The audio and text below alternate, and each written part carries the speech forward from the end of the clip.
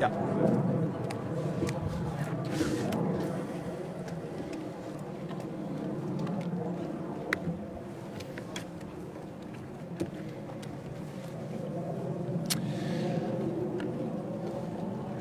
Bonjour tout le monde, je suis très heureux d'être ici en compagnie des ministres Anand, Joly et Vandal, du chef-major de la défense Wayne Eyre, Secretary General Stoltenberg, Jens. What a pleasure to welcome you back to Canada.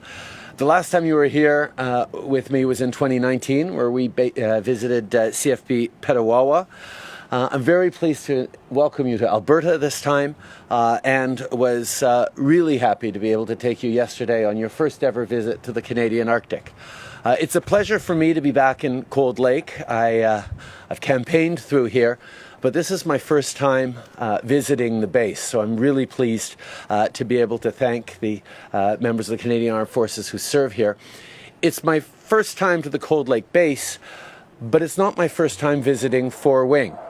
In 1982, I visited with my father Four Wing, which was based in Baden-Schollingen, near Baden-Baden in Germany. And that was one of my first tastes of just how Canada's commitment to NATO is deep and serious and continues today. Another family connection I was moved by, I got to see a plaque commemorating 417 Squadron, which is based here in Cold Lake, but that operated during World War II in North Africa and Sicily.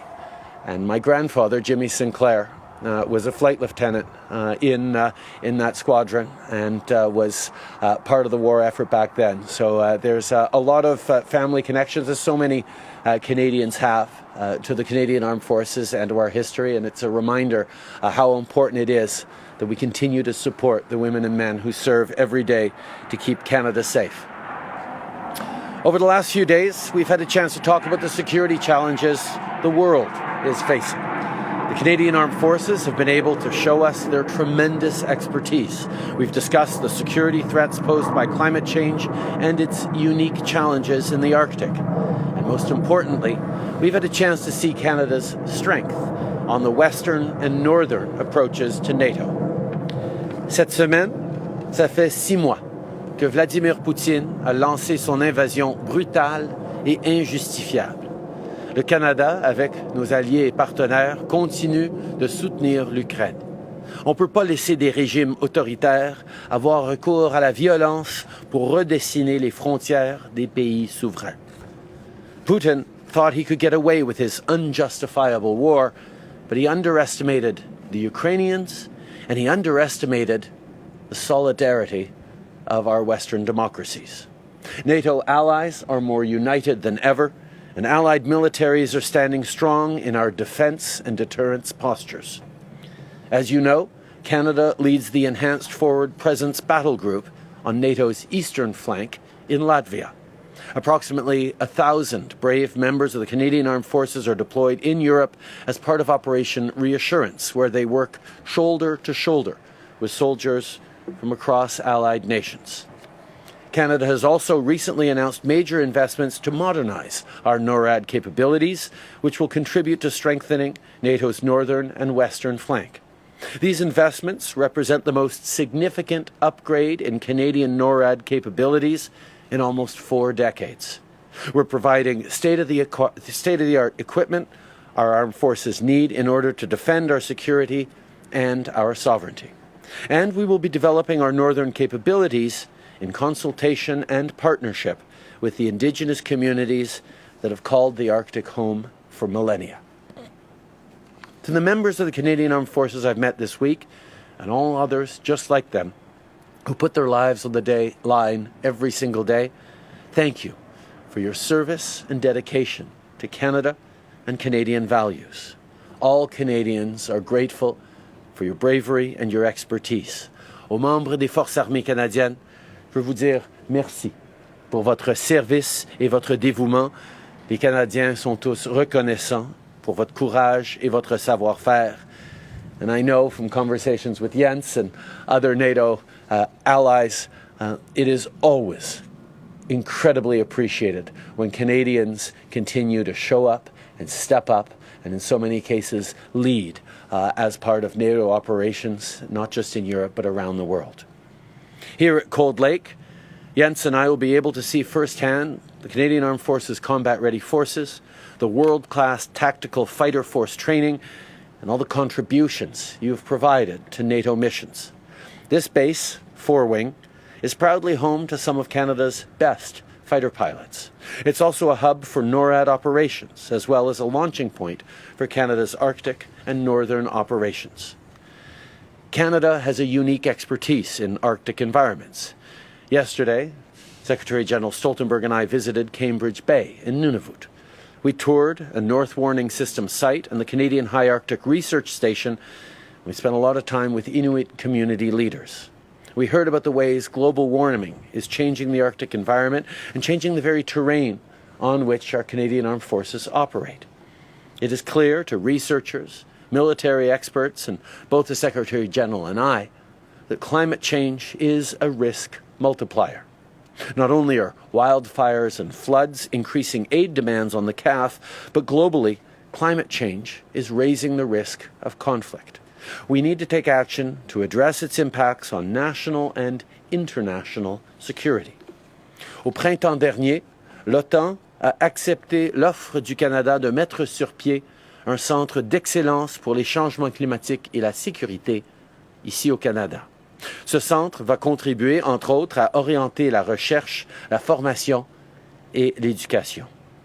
Canada has also offered to be the North American home to NATO's new Defense Innovation Accelerator for the North Atlantic. The initiative will make sure that the alliance maintains its technological advantage and keeps us safe from threats in a fast and ever-changing world. We've discussed many things with the Secretary General this week, but the bottom line is this.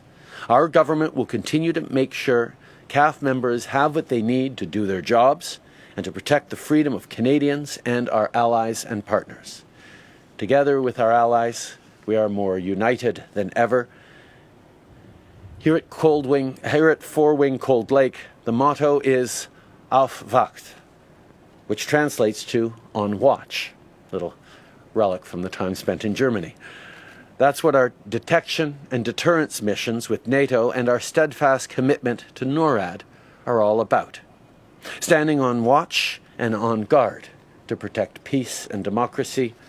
Merci tout le monde d'être ici, et merci encore une fois, Jens, d'être ici avec nous. It is always such a pleasure to spend time with you. It is always such a pleasure to work alongside you. And it is always so important that we continue to stay united and strong in the face of a changing geopolitical environment, and Canada continues to be there at the heart of NATO. Thank you. Jens. Thank you so much, Prime Minister Trudeau, my dear friend Justin. It's great to be back in Canada, and thank you for the warm welcome and for your long-standing leadership and strong personal commitment to our alliance.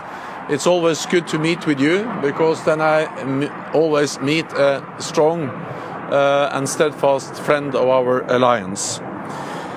It is great to be back in Canada, also because Canada plays a vital role in NATO, where North America and Europe stand together to protect our 1 billion citizens.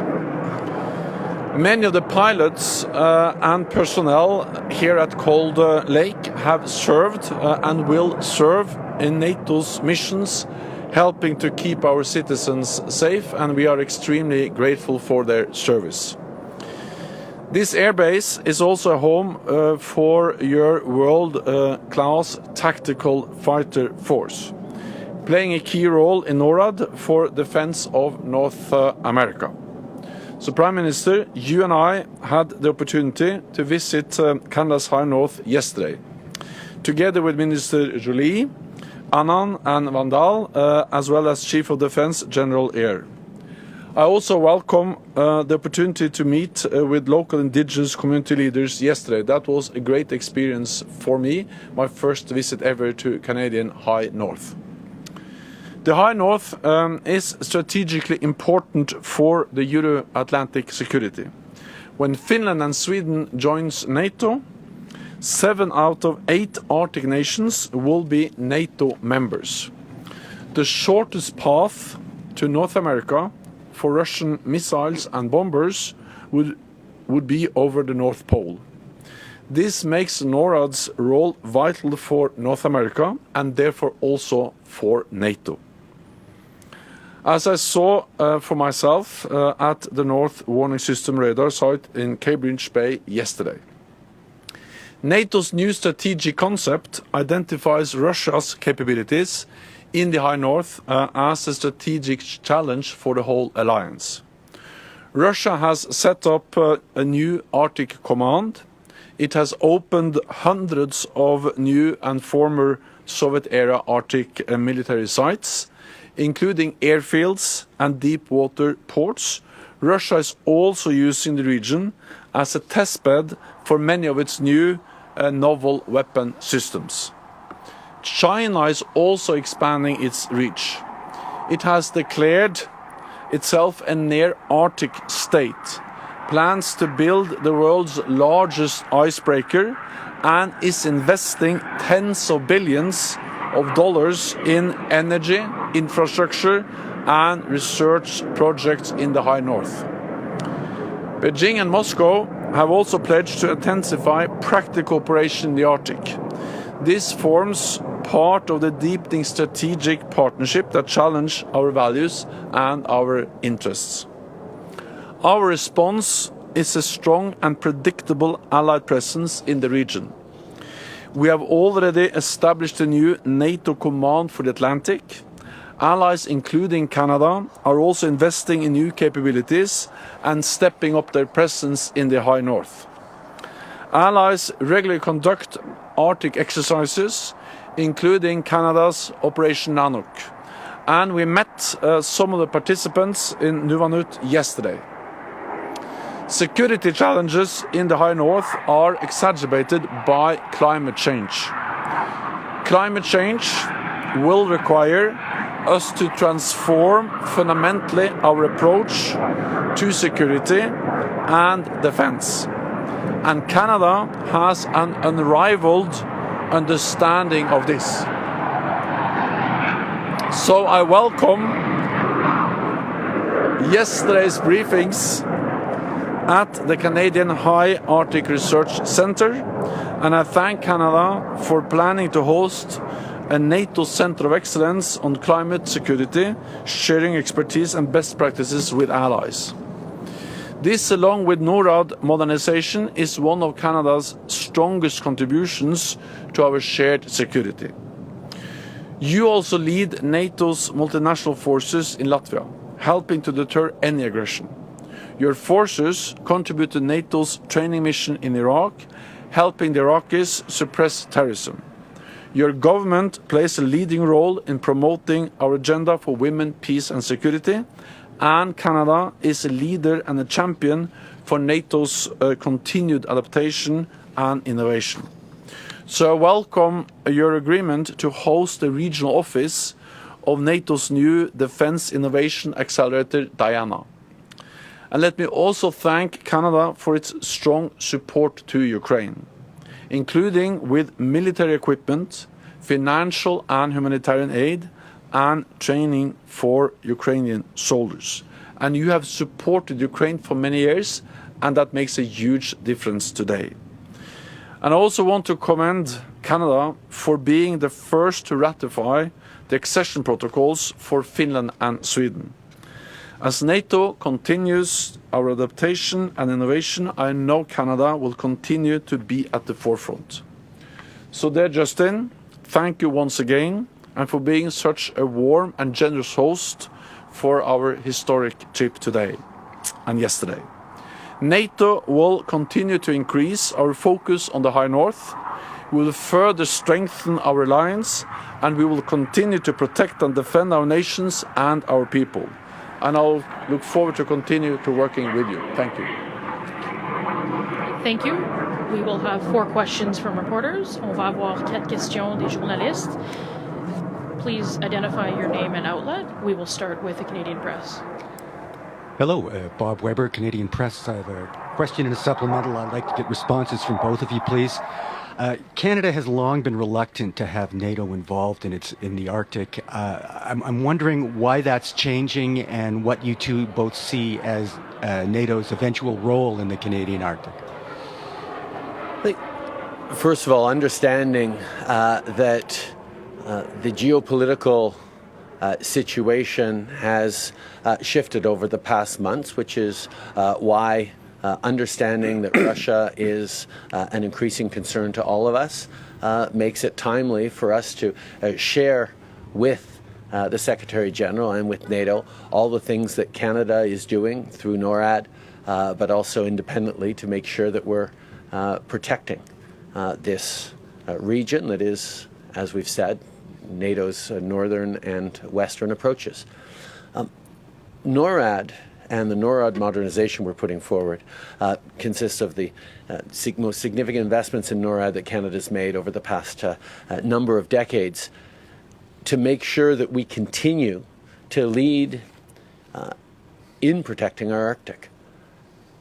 NORAD is the one place in the world where countries actually share their territorial defense with another country. Every country in the world protects its own territory and takes that as something that they do on their own. But Canada and the United States do it in an absolutely unique way through a binational command. And we will continue to lead on the defense of North America. But as NATO members, it is, of course, perfectly germane to invite the Secretary General and to highlight the work that we're doing as NATO partners in protecting this region. But there is no deep shift in Canadian policy. We are proud members of NATO. We will continue to work with NATO in everything we do and ensure that NORAD is fully equipped to defend North America. NATO is an Arctic alliance, and of course Canada's presence in the Canadian Arctic is important for the whole alliance. It's important for North America, but it's also important for Europe and all NATO allies. Because this is partly about the vital link through the North Atlantic between Europe and North America, and it's about the fact that the shortest path for Russian missiles, for Russian bombers, is over the North Pole, the Polar Sea. So therefore what happens here matters not only for Canada, it matters for the whole alliance.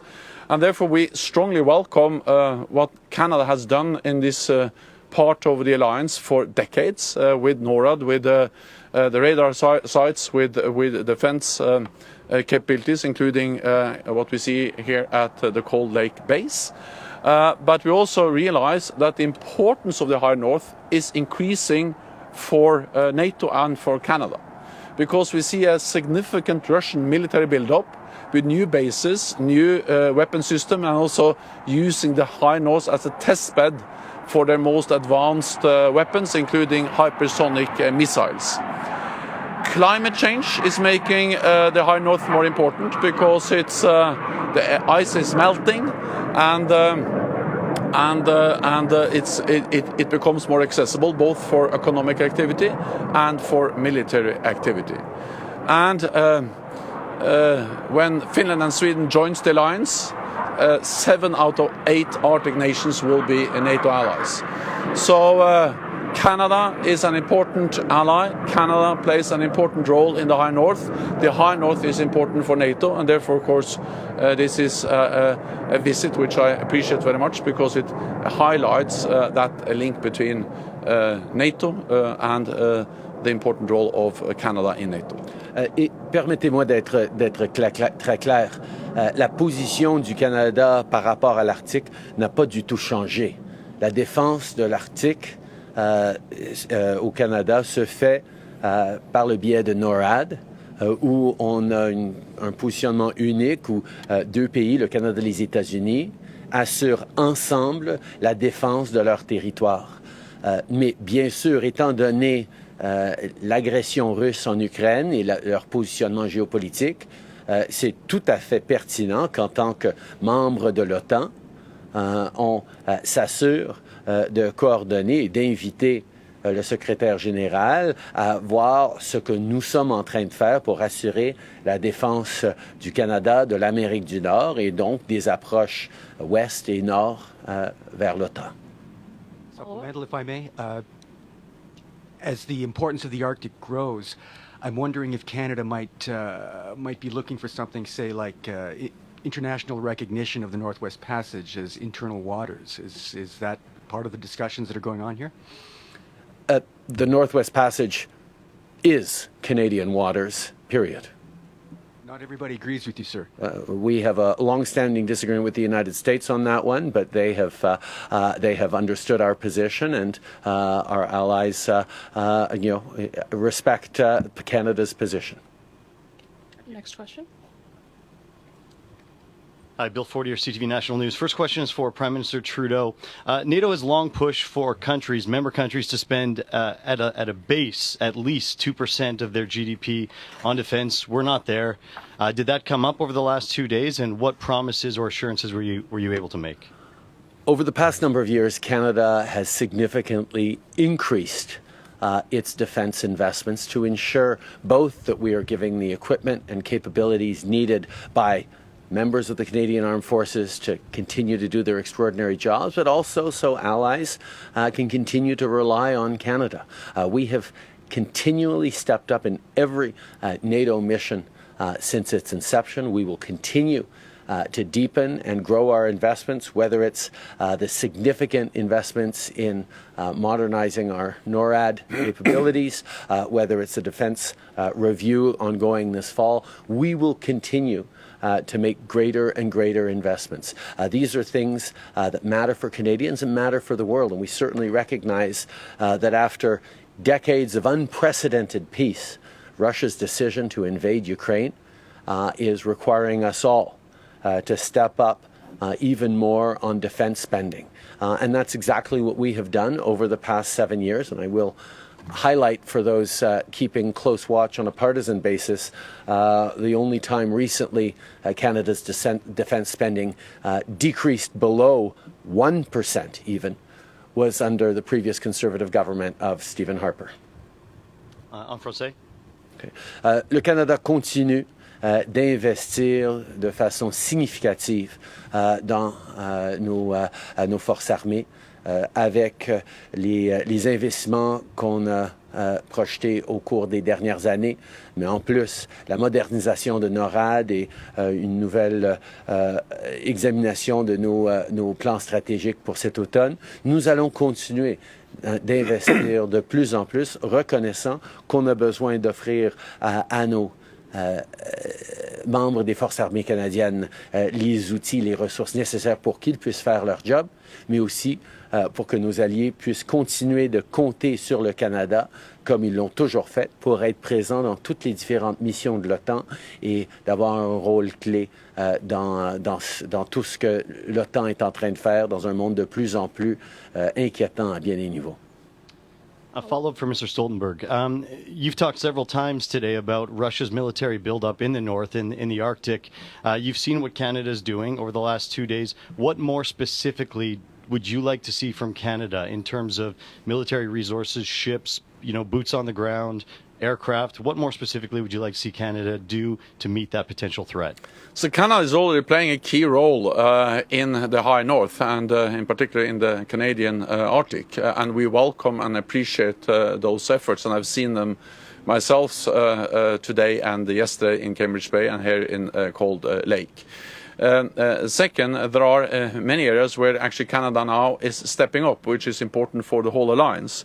Modernizing NORAD is of great importance. It's a huge effort. It will cost a lot, but it is really important because it also reflects the new threats with new weapon systems, more advanced weapons on the Russian side. Then we need a more advanced and modernized NORAD, and I welcome the announcement by Canada to invest to modernize NORAD. Second, exercises. That's always important, but it's also a way to bring actually other allies closer together to be able to operate together. And yesterday I was briefed on the different exercises up in the high north, including exercises where other allies participate. This year it was the United States, it was France and Denmark. Previously it has been also countries like Norway and other countries have participated in those exercises. So exercises is also something I welcome, and I know that Canada is stepping up efforts when it comes to exercising both Canadian troops, but also together with NATO allies and partners, including, for instance, Sweden, that has been part of these exercises. And thirdly, to understand the Arctic. And the Canadian knowledge of the Arctic is unrivaled. It's unique. And that matters, of course, when it comes to responding to climate change for the civilian sector, but it also matters for military operations presence in the high north to understand the consequences of climate change. And the research station, impressive research which is being conducted there in Cambridge, which we visited yesterday, is another example of how Canada can share with other allies world-class top knowledge about the high north, the Arctic, and the consequences of climate change. So the last thing I would say is that, of course, many of the capabilities, for instance, fifth generation aircraft, which Canada has announced that they will invest in, they can be used many places, but they have unique also capabilities to help us also to be present in the high north with more modern and advanced fighter aircraft, like, for instance, Canada has now decided to invest in. Thank you. Radio-Canada, prochaine question. Bonjour, Audrey Neveu de Radio-Canada. Monsieur Trudeau, question en français pour vous, mais si vous pouviez répondre en anglais par la suite, ce serait apprécié. Pouvez-vous nous dire si vous êtes ouvert à davantage de militaires, de navires dans le nord de l'OTAN? Le nord de l'OTAN, on est 31 pays à l'intérieur de l'OTAN maintenant qui couvront une grande partie du nord de l'Atlantique et l'Arctique. Et oui, et je pense que nous reconnaissons à quel point c'est important d'avoir une présence accrue pour contrer l'agressivité de la Russie et les changements géostratégiques. C'est pour ça que nous sommes en train d'investir dans plus d'effectifs pour nos forces armées et que nous sommes contents que nos alliés à travers le monde sont aussi en train d'investir plus d'effectifs en militaire. Donc, à travers le territoire couvert par l'OTAN, c'est intéressant et important d'avoir plus d'effectifs. Et une autre question, vous avez annoncé des milliards de dollars pour l'amélioration de la défense continentale. Pouvez-vous préciser quand et sur quoi vous allez dépenser ces milliards? Par exemple, on a été dans le Grand Nord voir les systèmes de radar et de détection de menaces qui viendraient du Nord, qui menacent l'Amérique du Nord.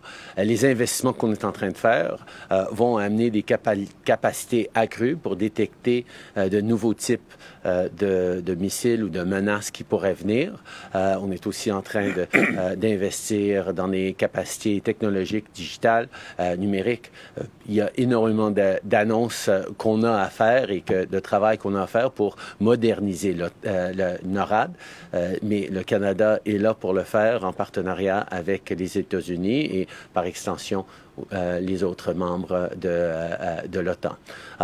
As I said, it is important that we all recognize the shifting geopolitical realities that the world is now facing, and across the NATO alliance, countries are investing more in ability to secure NATO territory, including across the Arctic. Canada is stepping up and will continue to step up with our defense investments, including in the modernization of NORAD, which will include increases in our abilities to detect and indeed deter threats coming across the pole. There are new technologies at play that we're investing in. These are things that are going to be important as we move forward. Next question, and this will be Daniel Lawton, TV2 Norway, to Mr. Stoltenberg. Today, Sweden and Finland and Turkey hold their first meeting after signing the documents to finalize to be NATO members. How will you and NATO work to finalize the members' process? The NATO leaders, also with the support of Prime Minister Trudeau, made an historic decision at the summit in Madrid to invite Finland and Sweden to become members of our alliance. And I convened the Finnish and the Swedish President and Prime Minister, together with President Erdogan, to help facilitate that process and that decision, and they agreed a joint memorandum where they agreed on the way forward to ensure that Finland and Sweden become members of the alliance. One of those elements was to establish a mechanism where Finland and Sweden and Turkey meets to ensure that they work more closely in the fight against terrorism, because we have to recognize the security concerns of all allies and of course also the security concerns of Turkey when it comes to terrorism. So I welcome that the meeting has taken place. I welcome that Finland and Sweden are following up what we agreed in Madrid, and so far the ratification process, the accession process of Finland and Sweden has been the fastest in NATO's modern history. There are not so many months ago since they applied. Then we made the decision in Madrid to invite them. And up to today, 23 out of 30 NATO allies have actually ratified the accession protocol in their parliament. And the first to do so was actually Canada. So this shows that there is a strong support for Finland and Sweden joining. And we will continue to work hard with all allies to ensure that we can finalize the accession process with the final ratification of all parliaments as soon as possible. And the follow-up question? Yes. Mr. Prime Minister, NATO stepping up in the high north. Why is the security in this region more important than ever, and which role could the Nordic allies play? Well, I think we understand that a number of factors are going into putting the Arctic in play as a security concern.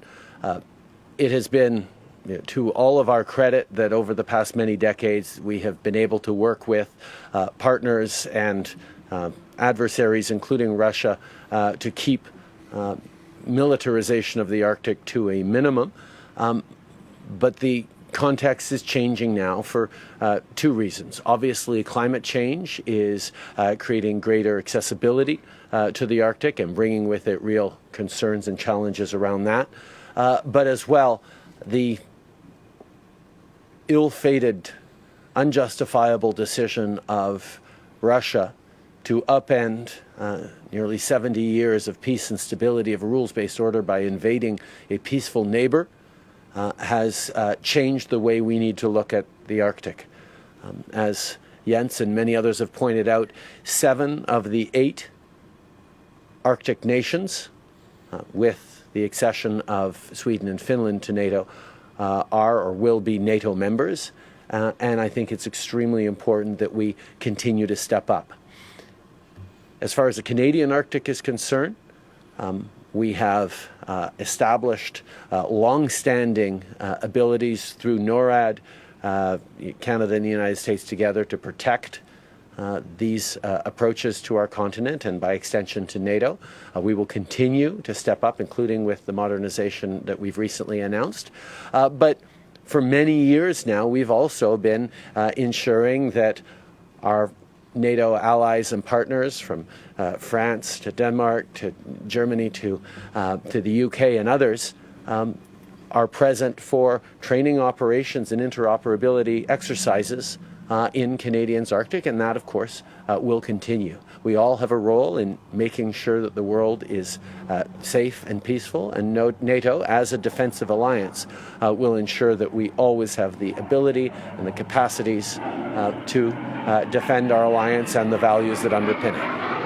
Merci. Ceci met fin à la conférence de presse. Thank you.